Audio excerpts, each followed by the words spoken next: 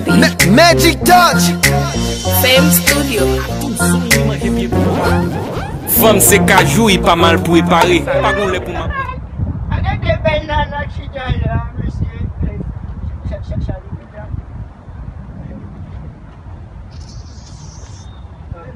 Où est tout le monde besoin de femmes? Vous besoin de femmes tout? Ah, chérie, ça va petit là. Oui, ça va petit pas, ouais, ça va penser à là. C'est le lait grand monde là. On fout tout le lait.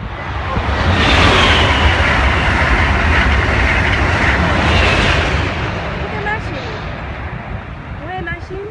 Chérie, machine, on a pas avec là, même si on va de machine, on va même pour ça, chérie. Regardez le grand monde. Où faut piéton? Et on va me goûter dans nos poches. Des poches, là, des poches privées. On s'en fout. On va pas posséder ça. Ouais, ça dit, mademoiselle, on va même compte qui est signé et puis on va venir pour ça.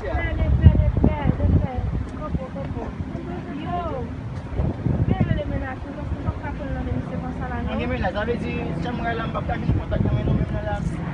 Bon, Alder, ce coucou. Merci beaucoup, on est sorti. Oui, Alder, ce coucou. Ok, allez, problème. On dit le grand monde, plein bavé, baby la gueule. Grand monde, on côté à la gueule bavé, yo, on n'a pas tout me donner, ce qu'on ça signifie, toilette. We go worldwide with this one. Haitian Florida, we back. All my Haitians, we back. So life, no Sans life. That's the wave. Coming through the shit, that what the band told me. Son, that what my dad told me. Saucing in the bitch, that what the swag told me. Young him nigga, what them bands told me. Sans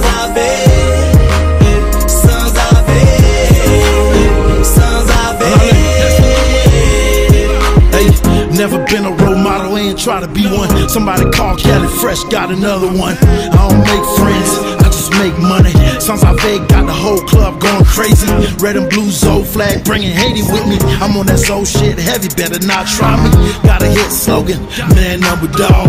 This one for my haters, man number dog. New fresh, new money, big boy pockets. With them souls in the club, ballin' like the Rockets. Real Haitian Birdman, all cash money. Sans Ave the new hit, now they fucking with me. Coming through the shit, that what the band told me.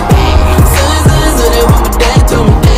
Saucing in the bitch, that what the swag told me. Young him nigga, what them bands told me. Sans